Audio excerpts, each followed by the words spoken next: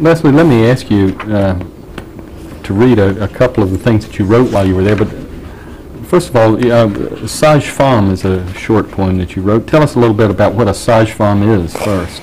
Well, basically, a Sage Femme is a midwife, and she may have a little bit of basic health training, or she may not. But she's responsible for helping women in childbirth. And Sage Femme in French just means wise woman, and I think these women tended to be very wise, and they tended to be older women who've had a lot of life experiences. I'm sure that's why they got to be midwives. Okay, I'll read it. Sage femme, how capable are your hands? Your wrinkled face spells wisdom. Your thin frame and gnarled feet tell a story of birth and death. Courageous and humble, you bring new life into the world. Sage femme, our deepest thanks we pledge to you. I think most everybody in the village had a really deep appreciation for these women. And they saw a lot of difficult times and a lot of births and a lot of deaths. And so they were very well respected. Kind of neat women. Talking about food, how about the mango? Ode to the mango. Let's hear that one. Let's see where it is. What is a mango? Mango is a very nice, round, well, sort of elliptical orange fruit with a big pit in the middle. It sort of tastes like a peach, or, yeah, a cross between a peach and something else. Juicy. What made you write a poem? Well, when mangoes are in season, they're everywhere. And I guess this was the mango season, which I think was like May and June. May, June, July was mango season. The kids would come with buckets like this filled with mangoes and just give them to me. So I'd spend days and days eating them. Okay, hooray for the mango season. Luscious golden fruit of the earth, elliptical in sizes large and small, some with fibers that lodge in your teeth, some grafted to grow fat and round. Varying in their sweetness, when the air is hot and still, a mango is a gift from nature. What I remember about mangoes is hours after eating Picking it, pulling the strings out of your teeth. Yeah. Okay, well, let's see what else we have. One of the things I found hardest for people to imagine is what it looked like. What do you mean when you talk about the bush? How about your poem, Lost in the Bush? Yeah, because there really weren't many bushes in the bush. Okay. Okay, you have to imagine, I've been in my village maybe a month at the most. And I was really just sort of starting to get a feel for where I was in relation to the main road and which way was north and all that. I was never very good with direction. So I had a young boy who was a neighbor kind of guiding me around those first few weeks. And he was on the back of my mobilette. Now, he was probably only 12 or 13 years old. And we were riding this mobilette, which is a little mini bike, through the bush, kind of late, like right around 7 when the sun went down. And I really didn't know the paths very well, and I thought he did. I mean, because he'd been living in that village for most of his life.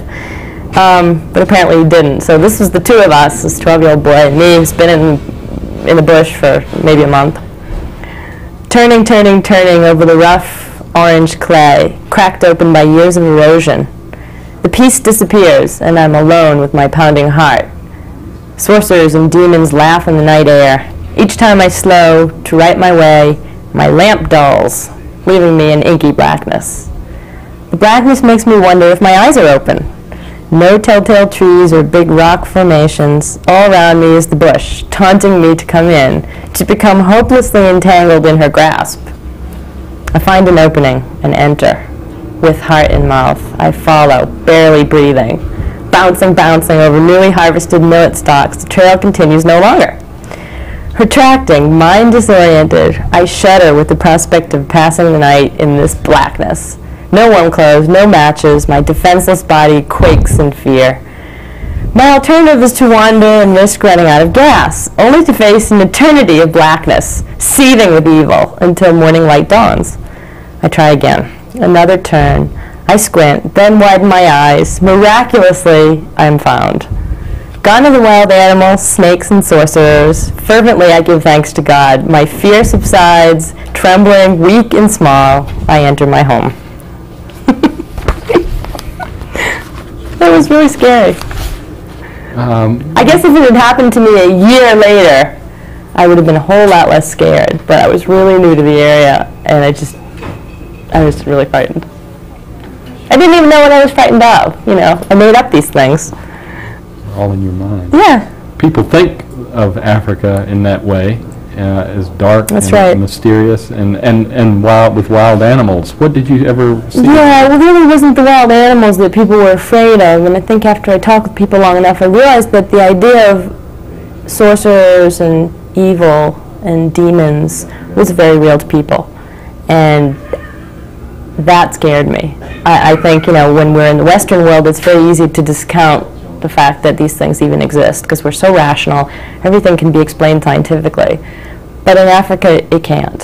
Things happen that people are not able to explain. And after you're there for a while, I think it becomes easier for you to believe that there are some supernatural forces. And that was scary to me.